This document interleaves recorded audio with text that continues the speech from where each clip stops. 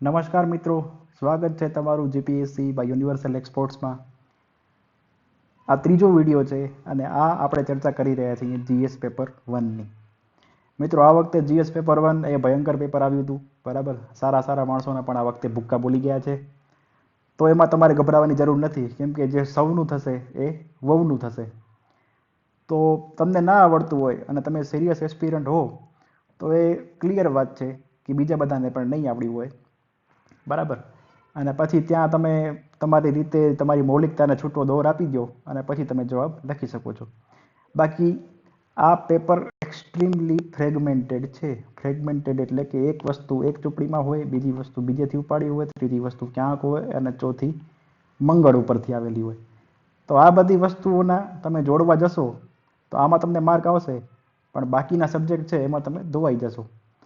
તો આ બધું કરવાની જરૂર નથી. જેમ ગયા વિડીયોમાં મેં વાત કરી હતી, એકાદું પેપર તો એવું આવશે જ કે જેમાં બધાને દિવસે તારા દેખાશે, બરાબર. ચાલુ કરીએ કે લોથલ, કુંતાસી અને રંગપુર ખાતેના ખોદકામે સિંધુ ખીણના લોકો બંદર અન્વયે કુશળ વેપારી હતા તેવી સમજણને એક નવું પાસું આપ્યું છે. ચર્ચા કરો. તો કે લોથલનું ડોકયાર્ડ એ આપણે બધાને નોર્મલી ખ્યાલ હોય. કુંતાસી અને રંગપુર તમે ગુજરાતની હરપ્પન સાઇટ્સ કરેલી હોય તો તમને આઈડિયા હોય. તો તમે તમારા શું કહેવાય નવા ડાયમેન્શન ને નવી કોઈ ઇમ્પેરિકલ ડેટા હોય તો એ લઈને તમે આનો આન્સર આપી શકો છો. ત્યારબાદ છે પલ્લવોનું કલા અને સાહિત્યમાં પ્રદાન એ ભારતીય સાંસ્કૃતિક વારસાના સૌથી આકર્ષક પાસાઓ પૈકીનું એક છે. મૂલ્યાંકન કરો, બરાબર. હવે જે મેં જીપીએસસી માટે મેન્સની બુક લિસ્ટની વાર્તા કરી હતી, બરાબર, એમાં જનરલી આર્ટ એન્ડ કલ્ચરને મેં અવોઇડ કરવાની વાત કરેલી, બરાબર. હવે માની લો કે આર્ટ એન્ડ કલ્ચરને તમે એબ્સોલ્યુટલી અવોઇડ કરેલું હોય તો આ તમને અહીંયા ભારી પડી શકે છે. એટલે અવોઇડ કરો તો એક વસ્તુ ખાસ ધ્યાન રાખવી કે બીજા પેપરમાં તમે એકદમ એક્સપર્ટ હો, બરાબર. પર્સનલી મને આર્ટ એન્ડ કલ્ચર પસંદ નથી, કેમ કે તમે 100 પ્રશ્ન વાંચીને જાઓ તો એ 101માં પૂછે અને 1000 પ્રશ્ન વાંચીને જાઓ તો એ 1001માં પૂછે. એટલે આમાં કોસ્ટ અને બેનિફિટ તમારે ડિસાઇડ કરવાનો છે. મારી સલાહ હંમેશા એવી જ છે કે બહુ સિલેક્ટેડ વસ્તુ તમારે કરીને જવાની, જેથી કરી ક્યાંક તમે અંદર ગપ્પા મારી શકો, બરાબર. ત્યારબાદ છે રૈયતવાડી પ્રથા અને મહાલવાડી પ્રથાની વિશેષતાની તુલના કરો. આ બંને પ્રથાઓ કાયમી જમાબંધી પ્રથાથી કઈ રીતે અલગ પડે છે તે સમજાવો, બરાબર. ઇંગ્લિશ એડમિનિસ્ટ્રેશનનો પ્રશ્ન, અને તમારામાંથી અમુક સાહેબો જ્યારે મામલતદાર કે ટીડીઓ બનશે ત્યારે જમાબંધીથી અવગત થશે. હજી પણ આપણી બધી સિસ્ટમ મીન્સ કે જમીન મહેસૂલ અંગ્રેજોનું ચાલુ છે, એટલે આ પ્રશ્ન તમે આન્સર કરી શકો છો. ત્યારબાદ છે બંગાળ નવજાગૃતિની અસર 19મી સદીમાં દેશભરમાં પોતાના પ્રભાવની અનુભૂતિ કરાવવા સક્ષમ હતી. વિવેચનાત્મક વિશ્લેષણ કરો, બરાબર. બેંગાલ રેનેસાંસ શું થયું? જેમ કે આર્ટમાં વિક્ટોરિયન ડોમિનન્સ હતું, તૂટી ગયું. પછી મેન્યુફેક્ચરિંગમાં, કેમિકલમાં તો કે બંગાળ કેમિકલ ઊભું થયું. પછી નેશનલ કોલેજની સ્થાપના થઈ. ટૂંકમાં આ અલગ અલગ ફિલ્ડમાં આપણે જે વિક્ટોરિયન ડોમિનેશન હતું કે ફક્ત અંગ્રેજોનો જ પ્રભાવ ચાલતો હતો, એ આપણે કઈ રીતે પૂરો કર્યો એની ચર્ચા કરી શકો છો. આ મીન્સ કે one of the best question છે જે આન્સર કરવાની મજા આવે. ત્યારબાદ છે ભારતીય સ્વાતંત્ર્ય સંગ્રામમાં ગુજરાતી સ્ત્રી આઝાદી લડવૈયાઓએ ભજવેલી ભૂમિકા પર નોંધ લખો, બરાબર. હવે ગુજરાતી એક તો ગણ્યા ગાંઠ્યા છે આપણા ભાઈઓ, હવે એમાં સ્ત્રી, બરાબર. હવે મારા ખ્યાલે હું એમાંથી એક ઉષા મહેતાને ઓળખું છું, જેણે અંડરગ્રાઉન્ડ રેડિયો સ્થાપેલા. બીજા એક અનસુયાબેન છે, અનસુયાબેન સારાભાઈ, આપણા અંબાલાલ સારાભાઈના બેન અને વિક્રમ સારાભાઈના ફોઈ. હવે આ બેના રોલ વિશે આપણે કદાચ માની લો કે 4-5 લીટી લખીએ. બાકી તમે જો એકદમ ડીપલી સ્ટડી કર્યું હોય તો આ તમે લખી શકશો. બાકી આ ક્વેશ્ચન આપણે એક ડિફિકલ્ટ ક્વેશ્ચન તરીકે ક્લાસિફાઈ કરી શકીએ છીએ. અને આટલું બધું વાંચવા તમે ન બેઠા હોય, નેચરલ છે, તો આ પ્રશ્ન તમારા માટે અઘરો પ્રશ્ન સાબિત થઈ શકે છે. હવે ત્યારબાદ છે માતાની પછેડી રંગચિત્રોની વિશેષતાઓ પીઠોરા રંગચિત્રની વિશેષતાઓ કરતાં તદ્દન અલગ પડે છે. મૂલ્યાંકન કરો. મને મિત્રો આના વિશે કોઈ આઈડિયા નથી કે માતાની પછેડી શું છે અને પીઠોરા શું છે, બરાબર. એટલે ફરીથી આઉટ ઓફ બોક્સ ક્વેશ્ચન. ત્યારબાદ છે સામાજિક અનિષ્ટો હલ કરવામાં ભારતીય રંગભૂમિની અસરનું વિવેચનાત્મક મૂલ્યાંકન કરો. બરાબર. હવે ઇન્ડિયન થિયેટર એના કયા કયા એવા નાટક હતા કે જેના કારણે આપણે અનિષ્ટ દૂર કર્યા છે. એટલે આ જો તમે વાંચેલું હશે તો જ તમને ખ્યાલ આવશે. મને આ બાબતે કોઈ ખ્યાલ નથી. ત્યારબાદ છે મહાત્મા ગાંધીએ તેમના પુસ્તક હિન્દ સ્વરાજમાં સ્ત્રી સશક્તિકરણ અને ગ્રામ સ્વરાજ પર સ્પષ્ટ કરેલા વિચારોની પ્રસ્તુતતાની ચર્ચા કરો. હવે આમાં તમે હિન્દ સ્વરાજ વાંચેલું હોય તો જ તમે આ પ્રશ્નનો આન્સર આપી શકશો. અને કદાચ ના આપેલું હોય તો તમે થોડા આમાં ગપ્પા મારી શકો છો, કેમ કે સ્ત્રી સશક્તિકરણ વિશે અને ગ્રામ સ્વરાજ વિશે ગાંધીજીના થોટ્સ એ તમે ગેસ કરી શકો કે હા ભાઈ એમણે આવું કીધું હશે, તો આ તમે લખી શકો. ત્યારબાદ છે ગુજરાતના આદિવાસીઓના વિવિધ તહેવારો અને લોક નૃત્યોનું વર્ણન કરો. Okay, very factual question. વાંચેલું હશે તો આવડશે, નહીં વાંચ્યું હોય તો નહીં આવડે. ગુજરાતી સ્ત્રી નવલકથાકારોએ તેમની નવલકથાઓમાં સ્ત્રી નાયિકાઓના મનોવિશ્લેષણનું સફળતાપૂર્વક ચિત્રણ કર્યું છે. ચર્ચા કરો. હવે આના માટે તમે વિચારો કેટલી કેટેગરી છે કે નવલકથાકારો. પહેલા તો ગુજરાતી સાહિત્ય, એમાં નવલકથા, હવે એમાં સ્ત્રી નવલકથાકાર, એમાં સ્ત્રી પાત્ર, એનું મનોવિશ્લેષણ. બરાબર. આટલું નેરો તો કોઈ કદાચ ભાગ્યે જ વાંચી શકે, સિવાય કે તમારું યુપીએસસીમાં ઓપ્શનલ ગુજરાતી લિટરેચર હોય. બરાબર. એ હોય તો કાંઈ પ્રશ્ન નથી. અને લગભગ તો એ બહુ બરાબર 100માંથી 5 જણાનું ગુજરાતી ઓપ્શનલ હોઈ શકે. હવે મને આઈડિયા છે કે કુંદનિકાબેન કાપડિયા એ નવલકથાકાર છે. હવે એમના સ્ત્રી પાત્ર કયા છે એ મને ખ્યાલ નથી. એટલે અગેન આ એક ડિફિકલ્ટ ક્વેશ્ચન છે. અને હવે માની લો કે તમે એવું આજથી કરવા બેસો કે ના, બધા નવલકથાકાર લાવો, એ બધાની કૃતિઓ હું વાંચીશ, એના ઉપર ચર્ચા કરીશ, તો એનો કોસ્ટ બેનિફિટ બહુ ઓછો છે. એ ધંધો ના કરાય. ત્યારબાદ છે ગુજરાતના સફેદ રણ વિસ્તારની પ્રાકૃતિક લાક્ષણિકતાઓ, સ્થળ રૂપરેખા અને ભૂસ્તરીય પ્રક્રિયાની રચનાનું વર્ણન કરો. આ હવે જિયોગ્રાફીનો પ્રશ્ન છે. કચ્છ મારું વતન પણ છે, તો કે કચ્છના રણને રણ શા માટે કહેવાય છે? બરાબર. ડેઝર્ટ શા માટે નહીં? કેમ કે એમાં સોલ્ટી પ્લેન છે, ક્યારેક એમાં પાણી હોય, ક્યારેક એમાં કાદવ હોય, ક્યારેક એમાં મીઠું હોય. બરાબર. અને આ પ્રકારનું જિયોગ્રાફિકલ ફૂટપ્રિન્ટ અથવા તો જિયોગ્રાફિકલ ફિંગરપ્રિન્ટ બીજા કોઈ રિજનની આખી દુનિયામાં નથી કે આ પ્રકારનું. મીન્સ કે run of Kutch is uniquely run, એટલે આપણે એને ડેઝર્ટ નથી કહેતા. આ મિત્રો અગેન શોખનો વિષય છે. તમે જો એના વિશે વાંચેલું હોય અથવા તમે મારી જેમ કચ્છના હો તો તમને આના પર આઈડિયા આવી શકે છે.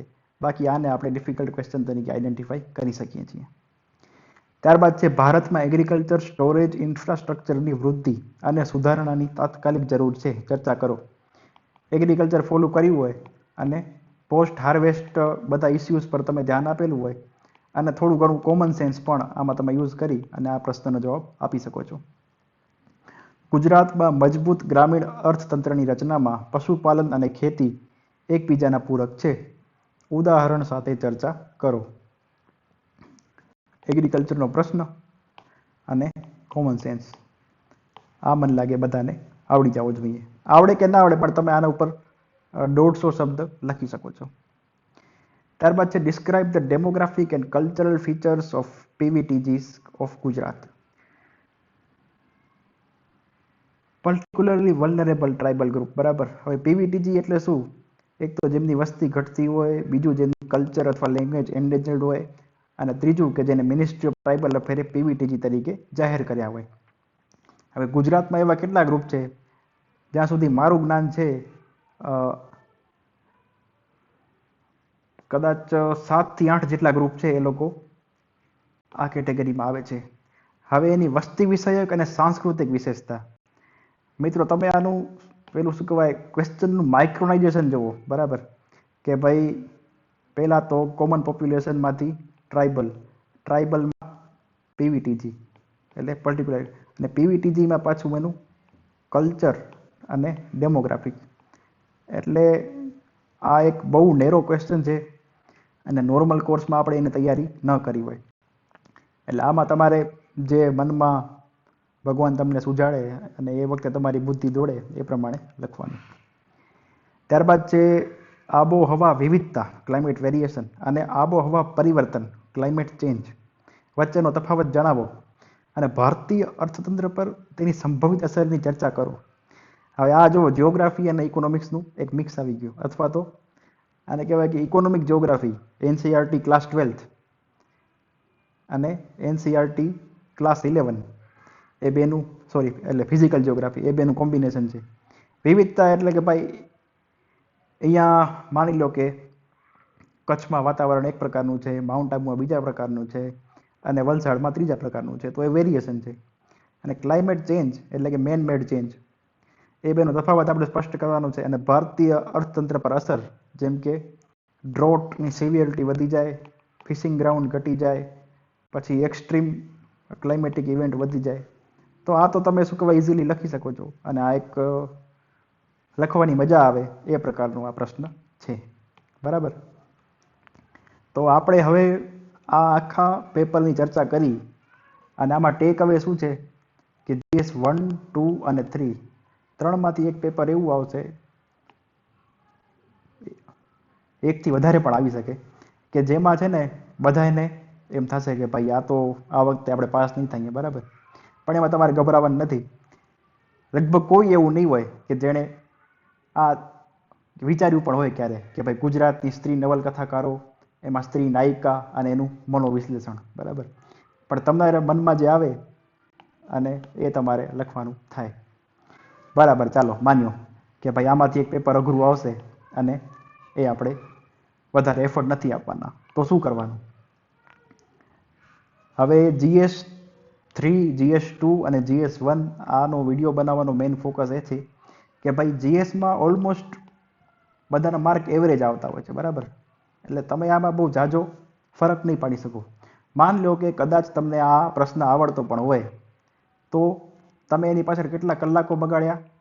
બરાબર. અને એ કલાકોની સામે તમને આ પ્રશ્નમાં 10માંથી કેટલા માર્ક આવ્યા, અને એ કલાકો જો તમે બીજે ક્યાંય ઇન્વેસ્ટ કર્યા હોત તો એમાં તમને કેટલા માર્ક આવત. અને આ બેનો ડિફરન્સ છે એ સિગ્નિફિકન્ટ છે કે નહીં એ તમારે ડિસાઈડ કરવાનું છે. અને જો તમે મારી વાત માનો તો GS 1 અથવા તો GSમાં તમે નોર્મલ એફર્ટ આપો, જે એવરેજ માણસને આવડતું હોય એ તમને આવડવું જ જોઈએ, એમાં હું ના નથી પાડતો. પણ તમારે GSમાં ખાસ કરીને GS 1માં PhD કરવાની કોઈ જરૂર નથી. જો તમે PhD કરશો તો તમે સ્કોલર બની જશો, તો તમે એક્ઝામમાં પાસ થશો નહીં. બરાબર. તો હવે શું કરવું જોઈએ? તો મિત્રો, હું એક જ વસ્તુ ગાઈ વગાડીને કહું છું કે લેંગ્વેજ, બરાબર, અને એસે આ છે ને ગોલ્ડન કી છે. શેની ગોલ્ડન કી? તો કે પરીક્ષામાં પાસ થવાની. માન લો કે તમે એવરેજ, ત્યાં ડિફરન્સ એકદમ વધારે હોય છે માર્જિન, અને તમે એટલીસ્ટ એવરેજ કરતાં એમાં એક પેપરમાં 7 માર્ક ખેંચો. બરાબર. 7 તેરી 21 માર્ક. 21 માર્ક એટલે તમે મેરિટમાં ઇન કે આઉટ થઈ શકો, અને મેરિટમાં ઇન કે આઉટ થયા હોય તો ક્યાં ક્લાસ 1 નો ટોપ ઓફિસર અને ક્યાં ક્લાસ 2માં છેલ્લે વધેલી નોકરી લેવાનો, એ પ્રકારનો ઓફિસર. બરાબર. એટલે માની લો કે હવે મેઇન્સ એક્ઝામ નજીકમાં જ છે, અને એક સિરિયસ એસ્પિરન્ટ છે કે જે રોજના 8 થી 9 કલાક વાંચે છે, તો એણે પોતાનું પ્લાનિંગ કઈ રીતે કરવું જોઈએ? ત્યાં સુધી મારી બુદ્ધિ દોડે છે. બરાબર. 1 અને 3 કલાક GSને આપી દો, કેમ કે તમે જિંદગી આખી GS જ વાંચ્યું છે. બરાબર. જ્યારથી તમે આ ફિલ્ડમાં એન્ટ્રી મારી, તમે GS પર જ ફોકસ કર્યું છે, અને એ તમને આવડતું હોય એ નેચરલ છે. GS પ્લસ એ GSના કરંટ અફેર્સ, એ 3 કલાક તમે આપી શકો. બરાબર. બાકીના 6 કલાકમાં 2 કલાક આપો એસેને. હવે જુઓ, એસે અને કરંટ અફેર બે અલગ વસ્તુ નથી. તમે એસેમાં માની લો કે ટેકનોલોજી પર લખવાનું ચાલુ કર્યું, તો ટેકનોલોજી અમુક GS3નો પાર્ટ આવશે જ. તમે ટેકનોલોજી પર રિસર્ચ કરશો એટલે તમને GS3માં પણ કામ કરશે. માની લો કે પછી તમે પોલિટી પર એસેનું વાંચવાનું ચાલુ કર્યું, તો તમને GS2માં કામ આવશે. એવી રીતે આપણે